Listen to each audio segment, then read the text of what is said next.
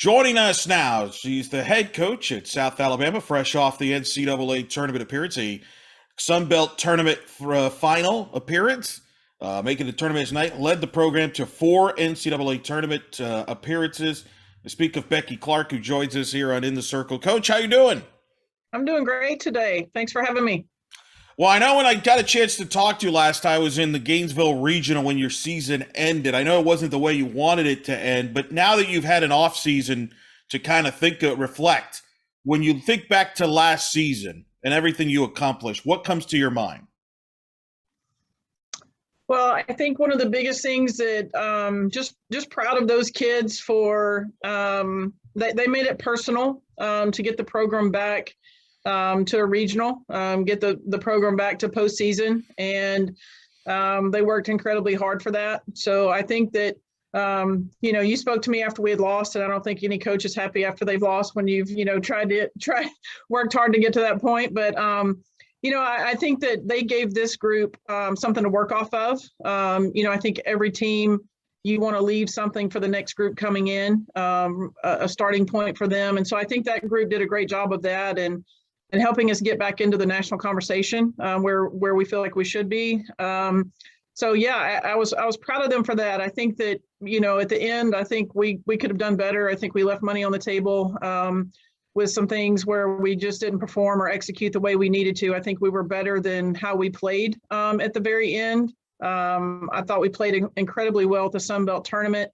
Offensive, defense, pitching, all of it. And then I felt like at the regional tournament, we just kind of got one-dimensional and didn't feel like we were executing in all different areas. So I think that's something for us picking up, this year is where do we pick up where we left off and take a step forward so that we don't have that same thing happen this year.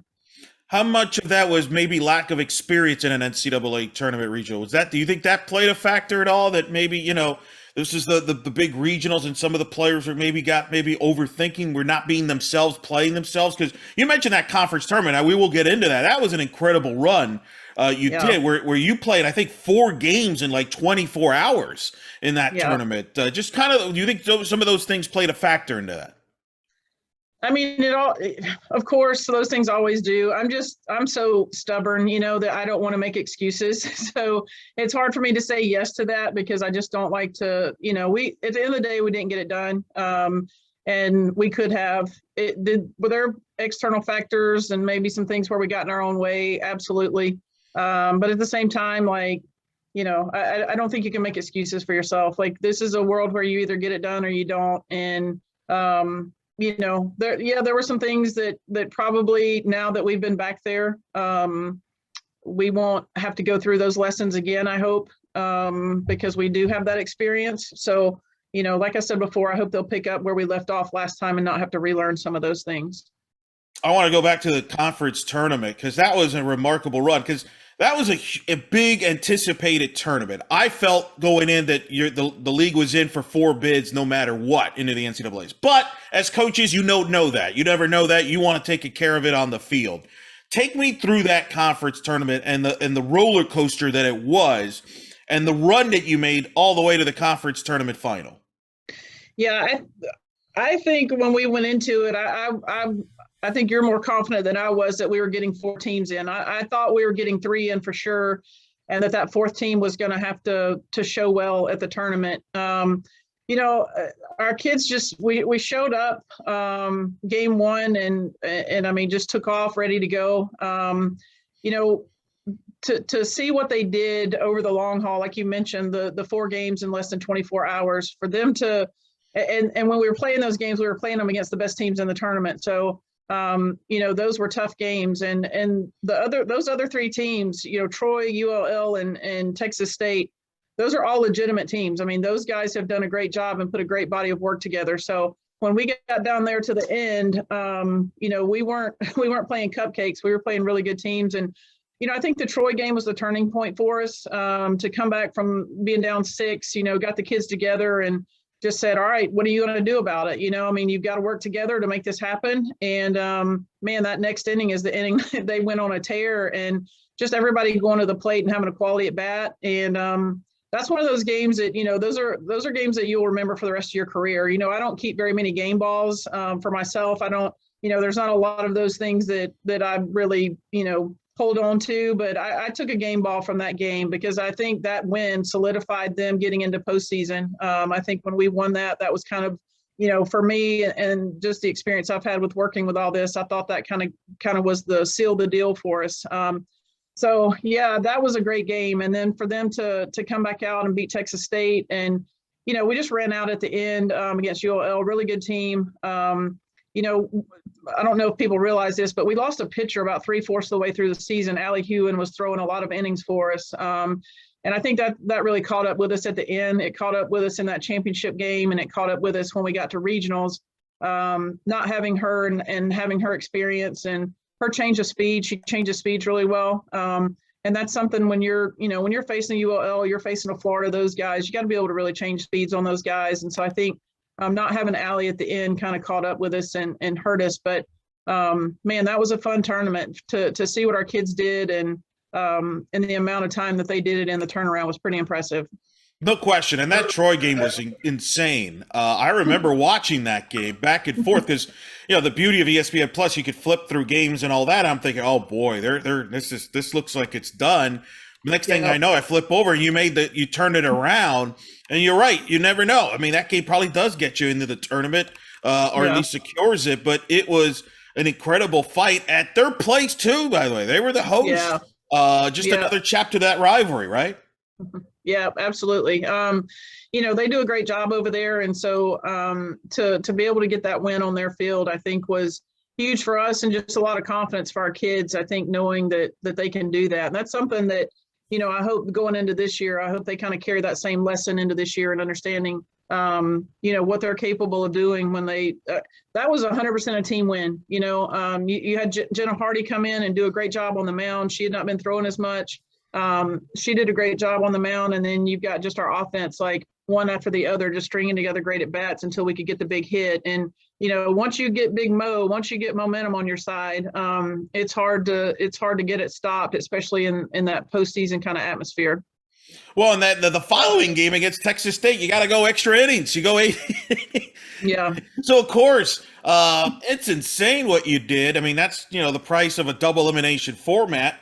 I know you've won Sunbelt, tournaments before, but I got to imagine that run is right up there as one of your favorite moments of your coaching career. Just the character and the fight that your players showed. Absolutely. And I mean, that's one of the things as a coach that, I know for me personally, when you're trying to figure out why you do what you do, right? Like why do you coach? What's the motivation behind it? One of my biggest things is teaching them how to fight, teach them how to fight, like how to get out and compete, how to work for something. And, I think that was such a turning point for us because none of that was going to be handed to us. If we were going to win that game, we were going to have to fight and scrap for every single bit of it. And as a coach, that's always something that I want to be a staple of our team. Like I always want that to be when people watch us play, they see a group of people who are fighting for every single inch that they get. And that once we get it, we're not going to relinquish it. So, I thought that was a great gut check moment for us. And one of those things that your team can kind of rally around and use as an identity. Take me through selection Sunday night. How did you feel going in? How did you approach it? Because I know I've spoken to like Coach Mullins, and, they didn't know, they hadn't been to the tournament since '96 as a program. So you just don't know. Take me through that night. How did you feel? And then as the show was kind of developing.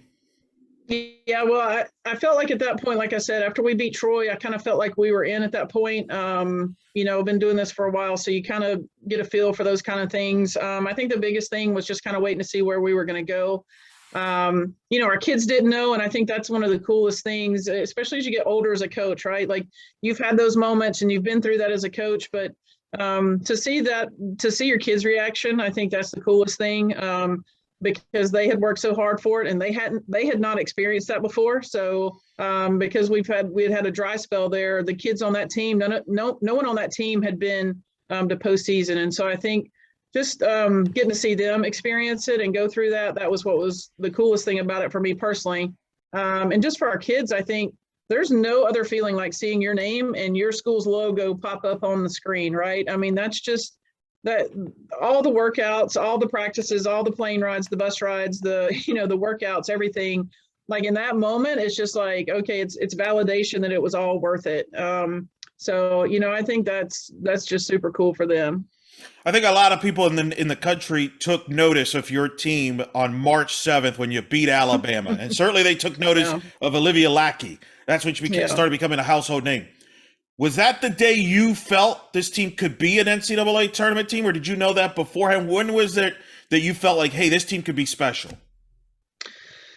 No, I think for me, like we went into the season, we go into every season that the goal is to be in postseason. And, I'm stubborn. Like I think every team that we have here can go to postseason if they do things the right way. I think that leading up to that, yeah, I was I was pushing, let's say, very hard behind the scenes because I felt like early on, we have struggled a few years prior to that, and so winning is a learned skill, right? Like how to win and how to win those big games. And so our kids were trying to figure that part out, and I think they were trying to figure out. I don't think they understood early on how good they could be. I think as coaches we understood, but I don't think the team understood that. So there had been a lot of pushing behind the scenes on my part of like, guys, like, let's get this together. Like, we're underachieving right now. And so I think that game was kind of that light bulb moment where it was like, okay, wow, we can be a really good team. When we put it all together, we can be really good. And I think for me overall, and this is one of our goals going into this year, is that we don't have the bright spots and the low spots. We've got to get more consistent with all that, because I think that from a coaching standpoint, if your team hasn't won as much, they don't know what it looks like. But once they know what it looks like, now they're responsible for it, right? And I think that's one of the things that putting on this group this year, like, okay, you guys know what it looks like now, you know what it takes. And so we've got to take ownership in that and accountability for that. And, it's a mental grind. If you want to win at a high level, especially if you're a mid-major trying to win in a Power 5 world, you've got to have some mental toughness and some mental discipline that you're going to show up every day. And there's not going to be these, oh, I'm not feeling it today, so I'm not going to go quite as hard. There's a mentality that has to take place that you're willing to show up every day and do the tough work and the hard work. And I think we've got that group this year. I think we've got a group of kids that want to be really good.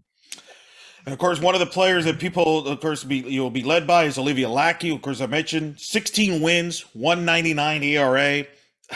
She did, they said she was a freshman. She didn't pitch like a freshman. At least it didn't appear like from the outside. What made her having such a great year? How is she looking in the fall? And just an amazing talent.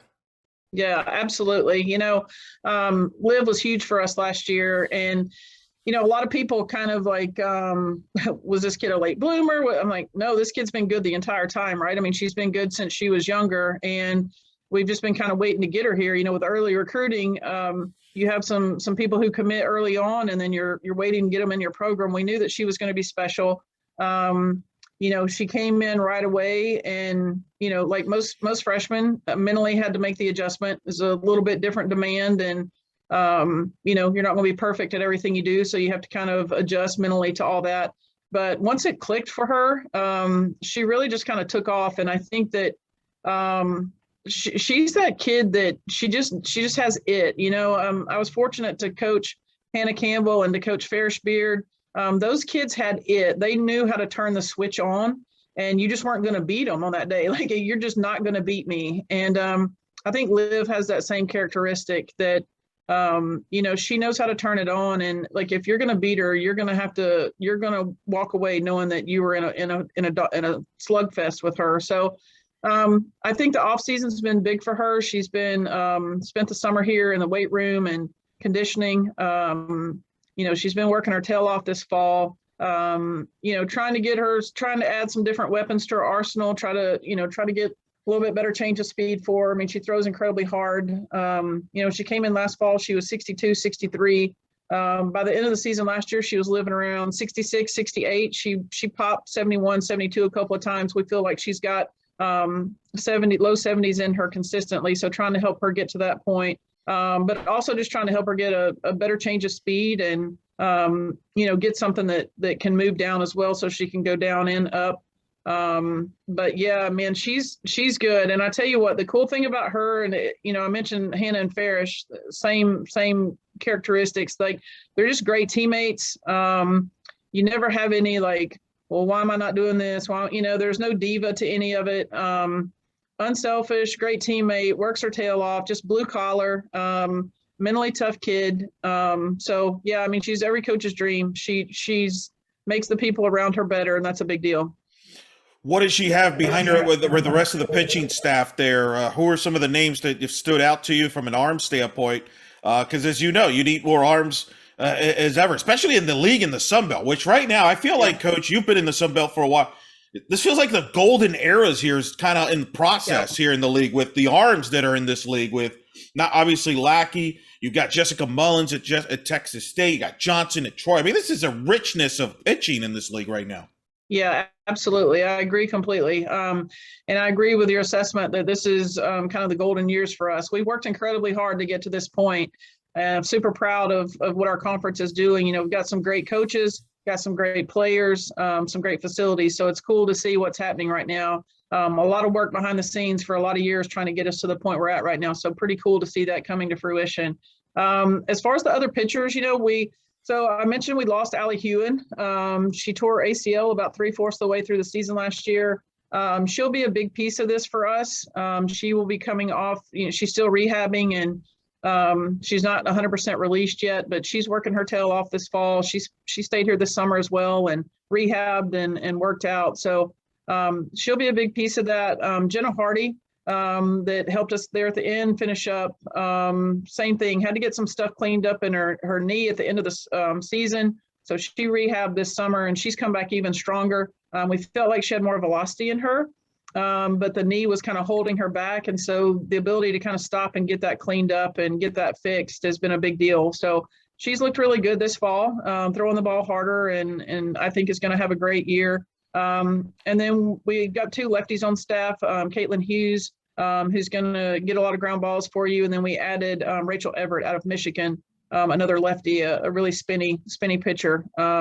So, every time we're recruiting, we're trying to find pitchers who offset each other. So I feel like we have a good staff with that because none of them do the exact same thing. And everybody's a little bit different. And, hitters are so good these days. There's so much video and film that they can study. And so forcing hitters and lineups to have to make adjustments and do something different, to be able to throw different looks at them throughout the game, I think is a big deal. Is this maybe the deepest staff you had? Because obviously when, you had your teams there from 12 to 15, you mentioned you had Campbell and Beard, that 1-2 punch, you were hosting regionals and, do you feel this could be maybe just as deep of a staff that you've had? Yeah, I think so. Having Hannah and Farish, that's one of those things that it's just that's a special time, right? Those were 2 special kids, and the way they complemented each other. Hannah, the lefty that was down, and Farish, the righty that was up. I think they just wreaked havoc on lineups. So it's hard to compare other staffs to them. I think as a whole, this staff has more depth. So I think there are more people that you can go to. With Hannah and Farish, I kind of knew it was going to be Hannah or Farish. With this group, you've got more kids that you can go to, and just gives you a little bit more depth. Right, and you can bring them in relief. You can kind of go matchups. Right. There's a lot of options here, right? Because that's part of the game now where, you could go different, kind of the baseball style, if you will. It's becoming a little bit more involved in the game of softball than it was, say, 7 to 10 years ago. Yeah. Absolutely. Talk about your offense. Meredith Keel led you the way, 387 average, 45 hits last season. Kvistad returns, led you in power with 10 home runs. Just talk about your overall offense going into the season. Yeah, I think it's going to be better. I think overall as a team, I think that defensively and offensively, I think we've added some pieces that are going to help us. Odalis Cordova came in from Florida, College of Central Florida. She started out at UF and then transferred to College of Central Florida, and then is coming to us as the Florida State JUCO Player of the Year. Middle infielder, a dynamic player. She put up some crazy numbers last year in the Florida JUCO system, and Feel like she's going to do the same thing here. She's got power. She's got speed. And defensively, she covers a lot of ground and has great instinct. So we feel like she's definitely going to help and be a big piece of the lineup. We also add a freshman that I think is going to be really special. Is a local product, Gabby Stagner. She played with New Jersey Intensity and played here at a local high school. And when I say this kid is just incredibly strong and her athleticism is off the chart. So I'm looking forward to see what Gabby does. She's got a chance every time she swings the bat to make a difference. She's just that strong and that dynamic. So I think she's going to help a lot as well. So you got some other players in there. Stephanie Gonzalez out of South Florida, another freshman. She has a chance to jump in there and help too. So we definitely added some pieces offensively. You mentioned Meredith. Yes, I think Meredith Keel she's going to, be another piece of what we're doing. Mackenzie Brasher was an all-conference player for us last year, center fielder with a lot of speed. I think she has a chance to really help. Abby Allen was a freshman last year that it took her a minute to kind of get settled in. She's trying to do too much. She put up crazy numbers in high school out of the state of Louisiana.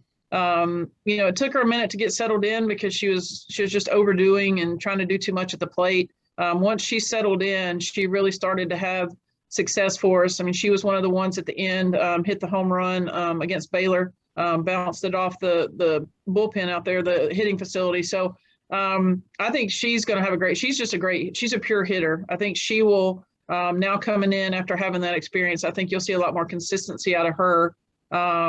And Victoria Ortiz, Vic had a lot of adversity last year. She was really, really good her freshman year, put up some crazy numbers, first team all conference as a freshman, led the conference in doubles as a freshman, did some really big things, and then came in and unfortunately tore her ACL, had to rehab and come back for that. She went down and played in the Florida League this summer and put up great numbers. She had a really good summer. And she has been this fall so far. She's already in 2 games, hit 3 home runs. Powers, looks great. She looks comfortable in the box. So I'm looking forward to her coming back and putting up the kind of numbers that we know she's capable of. So I think that can be a big piece of it as well. Who are your leaders, maybe either vocal leaders or just leaders that lead the way on your team overall, offensively, maybe even on the pitching side or defensively? Who are some of the leaders on your team? Do you have that as of now? Or do you think that's still ongoing? No, I think we have some kids who rise to that occasion. I think we have more kids that can do it, and we're trying to get to that point. But Camden Kavistad is one of the, I would say, obviously one of the more vocal ones. I mean, she's been there and done it, super competitive.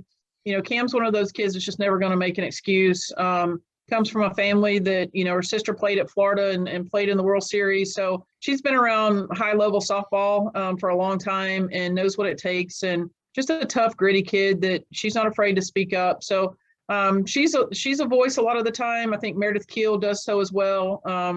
She does a great job with that. Abby Allen, that I mentioned a while ago, she does a great job. She was our extra mile winner. So that's the team award that you give at the end of the year that all your teammates vote on just the kid that just goes above and beyond. That's Abby. She's a winner. She's a winning mentality, and she wants to be good, wants her team to be good. So she's that kid that you want to have a voice as well, and she steps in and speaks up. So I would say those 3. I'm trying to think through who all's out there. Kennedy Cronin, I think, has done a good job with that and done a better job with that. But those are the ones that would stand out, I think, right away. The rest of them lead. They're maybe just not quite as vocal. Not as vocal, yeah. And then, you mentioned Camden, obviously her family there. 10 homers, 27 RBIs for you last season, led you in those categories, or at least in power numbers.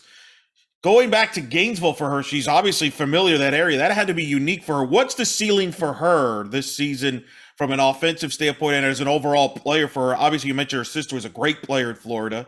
So it's kind of ironic you ended up in Gainesville for her. But what was that like for her? And then what's the ceiling for her as far as a player? Well, I think for Cam, I think she's put up some obviously very respectable numbers while she's been here. I think there's still more in the tank, to be honest. I think she's got bigger numbers in her than she's put up so far. I think sometimes she gets in her own way because she's so competitive that sometimes she overdoes and tries to do too much. And I think that hurts her at times. And that's something going into this year. just trying to get her to stay within herself. And we've worked a lot on her taking the ball the other way, right? Like not over swinging, taking the ball the other way, like wear out right center field gap, because she's so strong and she's so good at what she does. As long as she's not overdoing, she's going to have success. Once she starts to overswing, and you know, I tell my kids, like, my least favorite statement in sports is 110%, right? Like, I hate that statement because there's no such thing as 110%. 100% is the whole, right? When you start going into that extra 10, that's always what gets you in trouble. Like, because when you start trying to do that extra, you know, that's always going to be tension. That's always going to be, you know, you're trying to do too much, and now you start to get outside of yourself. And so if we can just get her to just stay at 100, you know, and the way she's wired, she's just so competitive that it's just like she wants to win so bad and wants to get it done so bad. But you have to help her understand how to make that work for her instead of against her. What I've seen so far out of her this fall in practice, you know, she's done a great job with, like I said, just kind of taking the ball the other way and slowing everything down just a little bit and kind of taking what a pitcher gives her. We're speaking with Becky Clark here on In the Circle, head coach at South Alabama. What got you into coaching softball? And then how'd you end up at South Alabama to take over this program basically and build it from, you know, literally from the beginning? It's a great question. So I'm not that person that grew up thinking I wanted to coach. I won't bore you with my life story, but I will tell you, when I majored in college, I was an English major with a marketing minor, and I was thinking either law school or advertising. And, you know, they say if you want to hear God laugh, tell him your plans, right? So he had other plans for me, and I'm glad he did, because I absolutely love what I do. And I was not headed in this direction, but he had this direction for me. So when I finished up playing at the University of Mobile, the coach asked me to stay on and be the GA, and I had no clue what I was going to do with my life. So I'm like, okay, a free master's, why not? So I stayed and did that. And that's really kind of how I got into coaching, and was there as an assistant for 5 years, and then took a 2-year stint over at Northwest Florida State Junior College, and then ended up going back to Mobile as the head coach, and was there for 3 years as the head coach. Was fortunate to coach some really good teams there for those 3 years. And you know, fortunate to have a really good winning percentage. And so South Alabama called, and it's so funny because when they advertised the job, everyone was asking me, are you going to apply? Are you going to apply? And I'm like, I'm pretty happy where I'm at. You know, I got a pretty good gig and we're winning. And the team that I left from at the University of Mobile was probably the best team we'd ever put together there. That team we left to come over here went on that year to win the national championship. Really good group of kids. And so, yeah, you know, they kept calling, and I asked my dad, I'm like, okay, what do I do? And he's like, well, go interview. He's like, you're not saying yes, you're not saying no, but, you know, keep the door open. I'm like, okay. So I come over and interview, and they offer it to me that afternoon. I'm like, thanks a lot, Dad. So they offered you the job right on the spot as you interviewed. They did, yeah. So that Monday afternoon, they're, you know, here's the opportunity, and we need to answer by Friday. And it was kind of tough because it was in August, and so I would be leaving the team that I had at Mobile right as the semester was about to start. And so, you know, I'm a pretty loyal person. That was not something that I was looking to do. But yeah, you know, I laugh and I tell people I went that whole week. I had no idea what to do. It was one of the most stressful weeks of my life. So I get to Thursday night. I have no clue. I have to give them an answer the next day. You know, I tell you, I'm a person of faith. I just prayed about it, and I've been praying about it all week. And it's crazy. When I woke up Friday morning, it's like I knew this is exactly where I was supposed to be. I called them and accepted the position. And, you know, it's one of those things. The moment I said yes, I knew that this was my path and where God wanted me, and been here ever since. So, you know, kind of a cool story. I had some friends that were helping me through the whole process, and it's like, Becky, we've never seen anybody fight a job as much as you fought it, but then at the end, it was exactly where you were supposed to be, and you're doing it. You know, you're doing exactly what you're supposed to be doing. So That is remarkable. That's remarkable. Like, have you ever thought about what would you be doing if you didn't like take the head coaching job, or even got in that job there? What you'd be doing? I have no idea, to be honest with you. I have no idea. That's why I say, like, I'm just thankful to God for knowing things that I didn't know, knowing what I needed when I didn't know what I needed. So, I think when you put things in his hands, it works out the way it's supposed to. And I'm just thankful that that he was smarter than I was.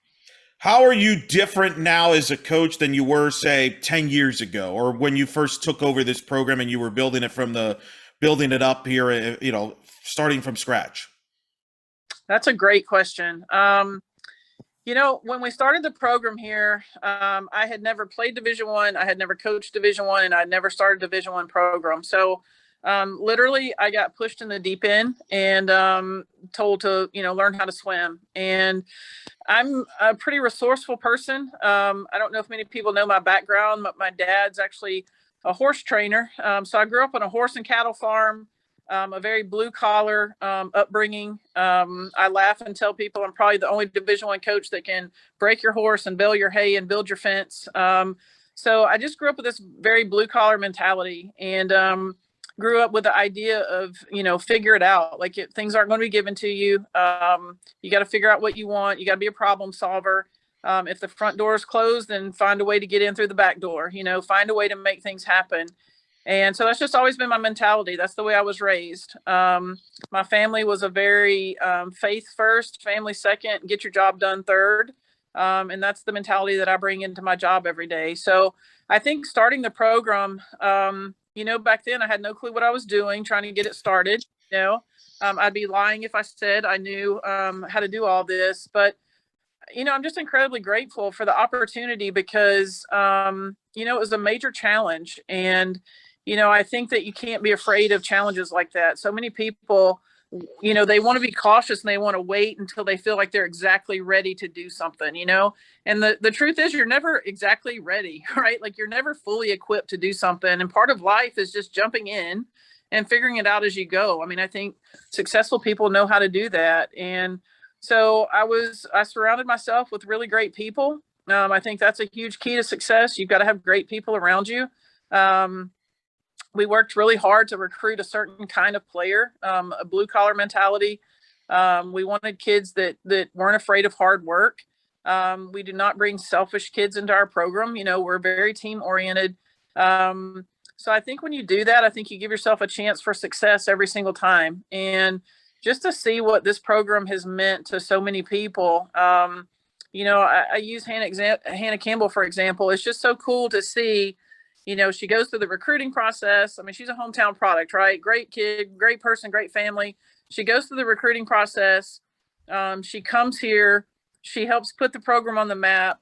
And then she comes back now and is the pitching coach, right? And is doing a fantastic job with that. And to see like how the program has helped people like her grow and develop and evolve. I look at players, Emily Messer, that was one of the best players to play here, went on to play in the MPF. Local product, very, very good softball player. She's now an ER nurse in South Alabama's hospital downtown.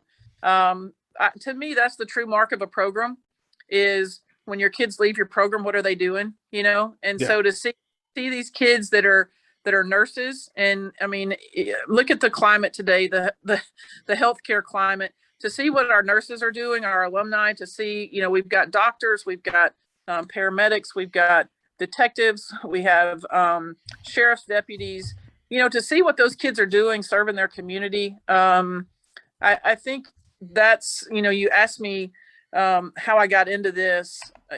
To me, that's what it's all about. Like we want to win at the highest level. Our goal is Oklahoma City. But I think it's on a personal level, it's really cool to see the people that your program is putting out and how it's preparing them to go out into the community and make a difference in the community and add value to the community that they're a part of. So a long-winded answer to your question, but that's one of the cool things about what we do here. And I think that just goes back to what I was saying earlier. You're given the opportunity to do something that maybe you're not 100% qualified for at the time. You learn as you go.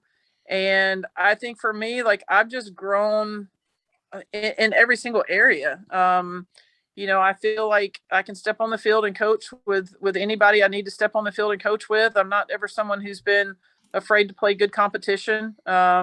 I definitely think I'm a much better coach now than I was way back then. But I think the key to good coaching is good players. So, bringing in great players and having people that do things the right way and, are going to work together.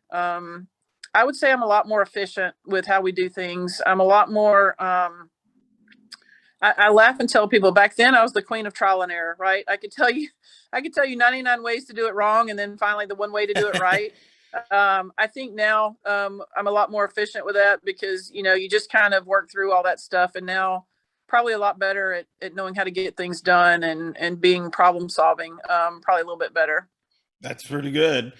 I think a lot of people took notice of you and your program, obviously during your great run there from 12 to 15. You won 3 Sun Belt championships at that time and made it to the regional finals in the NCAA tournament from 12 to 15. You mentioned Messer, you mentioned Campbell and Beard. They were part of that nucleus during that run. What was it about that during that time frame? What clicked about and made those teams special there that you were able to make that big run there in that really 4-year period there?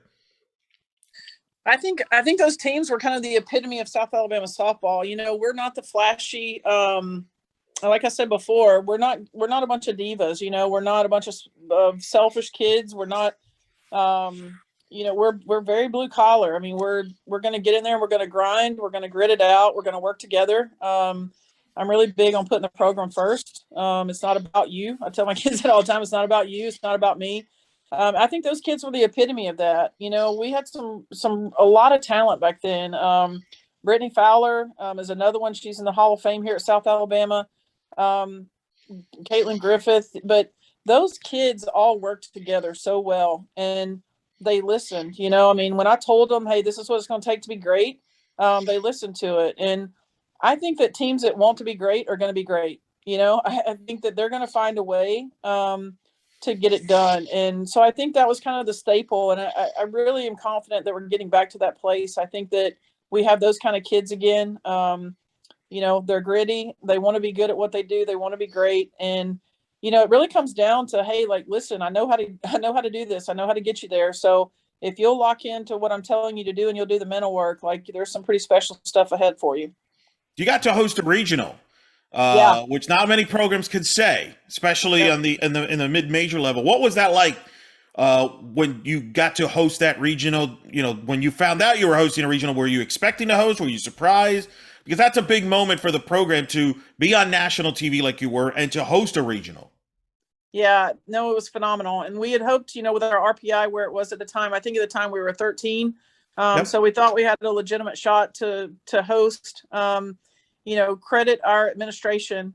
They came in and made sure that we were prepared for that and added a lot of seating and that kind of thing to prepare us for it. And then actually after that, people don't really realize this, but in 2014, our president came in and took everything at our stadium down to ground level, tore down the press box, tore down dugouts, tore down seating, and rebuilt everything so that when we hosted a regional tournament again, the facility was prepared for it. So the press box added, radio booths, TV booths, added seating to what we were doing, everything just bigger and better. So that's the kind of support we've had here. So very thankful for that. And on a personal level, that's one of my goals this year is to get back to a place where we can host a regional. I think this group has the talent to do it. I think that it comes down to us just doing things on a daily basis that we need to do. But you're right. That is a huge moment for your program. It's a huge moment for any program. And, to be able to showcase that. And, one of the things that was so cool is the city showed up for those kids. They packed this place out and it was a great experience for those kids and a great experience for Mobile. And so just hoping that we can do the things that we need to do to get back in that place, to fill this place back up and have that moment again, not just for our players, but for our fans and for the community. Well, and you mentioned, you're in the right league to have a possibility to host because you're in a strong league. Sun Belt, a banner year, 4-bid league. I know I've talked to all the coaches in the league. There's a pride there. This is something you've been working behind the scenes, trying to be, and now the word is to kind of be more of a consistent league from that standpoint. There was that brief, run when you were obviously there, the Cajuns, you'd be 2-3 bids, but then the league would drop being a 1-bid or 2-bid. Now you're 4 bids, and you got a lot of talent coming back in this league. Do you sense like we talked earlier, a golden era. Now it's about maintaining this success and showing the sport, the sport that you could be a top 5 league in the sport here. Absolutely. Yeah, no, I agree with that completely. I think that, yes, 100%, that's a goal of ours, is that we get consistent with that part of it. There's no reason why we don't put 3 and 4 teams in every year. I think when you're a mid-major, scheduling becomes a huge factor in what you're doing. You really have to know from an RPI standpoint what you're doing on the scheduling side of it. And you have to give your kids a chance from the scheduling side. And I think that one of the cool things last year, which was one of the first times we've had this in the conference since I've been in here, is you could play multiple teams and have that postseason atmosphere. In the past, it was always ULL. Like if you were going to play a team that was a postseason caliber team and you were going to have that postseason atmosphere, it was going to be your ULL game. But last year you had that with Troy, you had that with Texas State, you had that with ULL. And so just to see it moving in that direction, you mentioned Sharon Perkins. I think Sharon's going to do a great job down in Georgia Southern. We're bringing in a new coach at Georgia State. From everything I've seen with them, I think they're going to do a great job. I think Kelly always has a great opportunity to do well at Coastal. They have the facilities for it and have the funding for it. So this is a league that I think in Molly. I think Molly's doing a fantastic job with what she's doing. So I think this is a league where you're going to see some of the teams that have been at the bottom. I think you're going to see them get better. I think departments are putting more money into it. I think they're putting more money into the coaches. I think they're putting more money into the facilities. I don't think it's any accident that your top 4 teams last year are also the top 4 from a facility standpoint, top 4 from a salary standpoint. So, there's always a correlation with that. And I think that administrators are seeing the value that softball brings. We saw last year that the College World Series had more viewership than the Baseball World Series. Yep. There's real value there. And a lot of it has just been trying to get the word out and helping people understand, helping administrators understand the value that softball brings to the table. And, you can't, as a coach, you can't tackle the whole softball world, but you can get inside your conference and you can work like hell inside your conference to help people realize that and bring value to the conference. And I think that's what we've done. I think that's why we're so proud of that, because I'm not going to change how every administrator thinks about softball, but we can get inside our conference and try to do it there. And once you do it there, then it kind of is going to have that ripple effect. I mean, you see what James Madison did last year at the World Series. That's a ripple effect. That sends a message to all mid-majors and all mid-major administrators. Yes. That it's not just the coaches, because I think there's a lot of coaches that believe they can get there. It's a lot of administration seeing, man, this is possible. And, you always have to have those groups that kind of show what's possible. And then everybody else is like, oh, that light bulb moment that, we need to get behind this. So, I think last year was a great year for the mid-majors. I mean, like I said, you saw what JMU did. I thought Central Florida had a great year last year.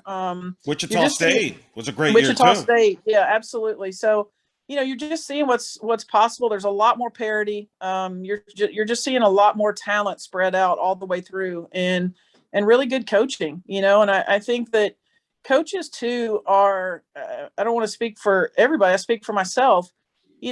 You win and you have a chance, you have opportunities to maybe go to the Power Fives and, the greener grass. But I know for me, and I see a lot of other coaches doing it too, I'm in a great spot. I've got phenomenal support. I've got phenomenal facilities. I've got, great leadership around me, president, AD, SWA, why would you go do something else just for, ego or just for the sake of saying you coach in a certain conference? I just think you're seeing more coaches that are finding great fits for them, and they're settling in and they're coaching there. They're doing a great job there. I think Beth Mullins, you talked about Beth while ago. I think she's a great example. She's settled in. She's doing a great job at Troy, and I think Troy's rewarding her and the facilities there and what they're doing. Same thing with Ricky. You see Ricky settle in. She's done a great job at Texas State. And same thing with Jerry. Jerry could put his name in a lot of different hats, and he's doing what he does at ULL. So, I think that's really cool. I think that when we recruit kids, we talk about fit, right? We talk about find a place it's a great fit for you, that you're going to be happy, that lines up with how you do things, and then go knock it out of the park there, right? Go rock it out for 4 years. And I think that's the same thing that's true with coaches. Find a university that's a great fit for you. South Alabama is a great fit for me. Like, I'm extremely happy here. And I think you see a lot of coaches that are now starting to like tap into that, and they're having a lot of success at these programs, and they're not trying to do a one and done kind of thing. Let me go win Right. for a year or two and then move on to the next. So I think you're seeing a lot more parity because of that too. Well, and I think it brings consistency. On the opposite, football, a lot of coaches are jumping from program to program, and I think that's why you're seeing a lot of inconsistencies around programs in college football. Whereas softball, I think you're starting to see more kind of a concrete programs there, and as a result, more parity comes from that, and as a result, having good coaching staffs, and that's kind of one of the good lead there. You mentioned Hannah Campbell's your pitching coach. Talk about the rest of your staff and how they've helped you in this program and your vision for the staff you have currently. Yeah, absolutely. I'm glad you asked that question. So just to kind of to go back to Han, being able to watch her come into the role of pitching coach, and it's totally different being a pitching coach than being a pitcher. She knew how to step on the mound and dominate opponents, but now going into the coaching role and helping other kids do that, there's a transition period there of learning how to do that. So I'm really proud of her because she's worked incredibly hard to be really good at her craft, and really kind of seen her come into her own now and do a phenomenal job. Christina McCain's been with me. I think she's going on year 11. Christina's that person that's kind of the quiet person behind the scenes that just grinds it out every single day, right? She was a standout player at Auburn, played third base at Auburn, and was one of the top hitters in the SEC when she played. Just that kid that grew up around ball, just a gritty ball player kind of, mentality, and grew up around a lot of baseball. Her dad played baseball. Her family was baseball. So she grew up around baseball and then playing softball. She's the softball IQ. She sees so many things inside the game. Very, very good at what she does. I think she understands the swing better than majority of the people that I talk to and I'm around. I think she really understands hitting and understands the swing.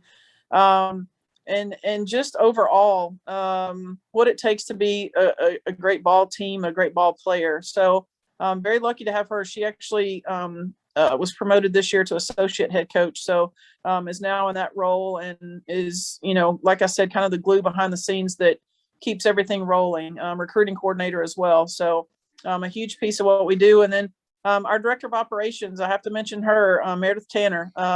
Meredith played for me when I was at the University of Mobile, right? Was a All-American catcher. And she's the one person that's been with me since the start of the program. So after she graduated, she came over and helped get the program started. So she's been here since day one.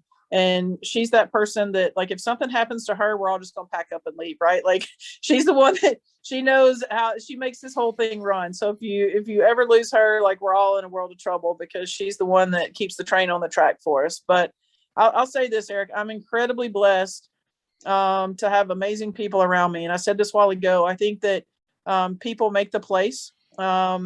And having people that not just want to win, but want to win the right way, that want to win with integrity and do things the way it's supposed to be done, and that check their ego at the door. We don't we don't come in here and try to prove how important we are, right? Like, we check our ego at the door. It's 100% about being good, and it's 100% about moving the program forward. It's 100% about how do we get our athletes from point A to point B, whether that's on the softball field or in the classroom. So it's really a great group of people that we're at this point, we've worked together so long. We're all family. We know how to close the door and hash it out if we need to hash it out, and, not get our feelings hurt. And we know how to step in and help the other one. If the other one needs help, we know how to do that. So I think when you look at the top programs and you look at the programs that are really winning, one thing they all have in common is they all have consistent staffs. And, you don't have people coming in and out every year, every 2 years. So I think that's a big deal. Kids know what to expect when they come into your program. And, you just get that consistency and that continuity with what you're teaching and what your expectations are. Two last things. The state of Alabama in softball is tremendous. Coach Mullen says she gives you credit and Coach Murphy credit for building kind of the state of Alabama in softball because you all play each other, you all play tough schedules. I mean, but it goes beyond just Division One. Division Two has great programs in Alabama. You mentioned Mobile, obviously, all levels. What is it about the state of Alabama where softball to me is just as big and as good and as maybe even deeper than, say, football? Because obviously the mainstream media focuses on football in the state of Alabama, and rightfully so. But softball is just as good from an all-level standpoint and depth standpoint. Like, you could create a tournament just on Alabama schools in Division One. Yeah, no, I agree completely. And, you mentioned Division Two. If you look at what Les Studeman has done up at UAH, Hall of Fame coach, I mean, she's had an amazing career. That's a great question. I think that I'm just that old school mentality, right? That, you bring in ball players. And I think that,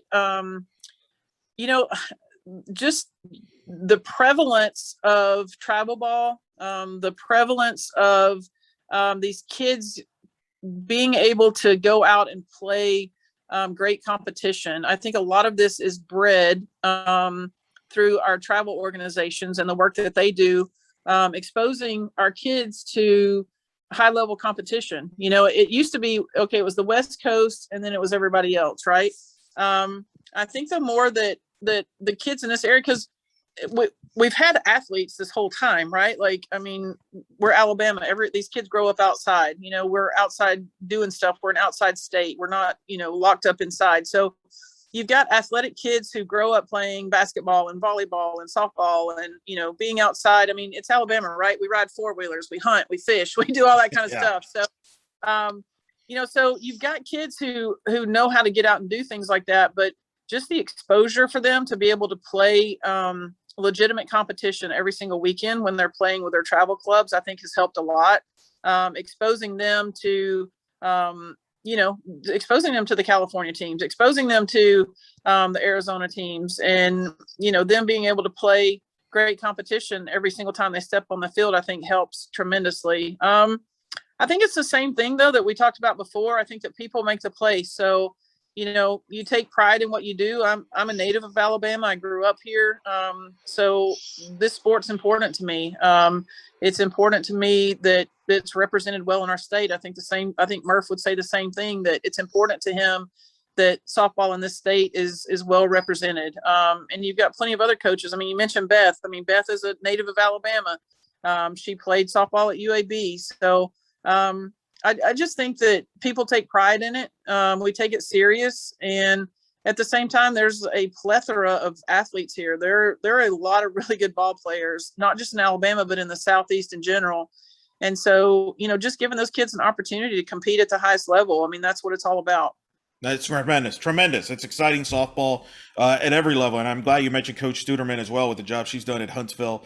She's great. We've had her on the show as well. She's fantastic. Last thing, obviously, as you continue in the fall, and then before you know it, you get February. I think LSU just recently announced you're going to their tournament. What's going to be the keys for your team? What are some of the things that need to happen for your team to accomplish your internal goals?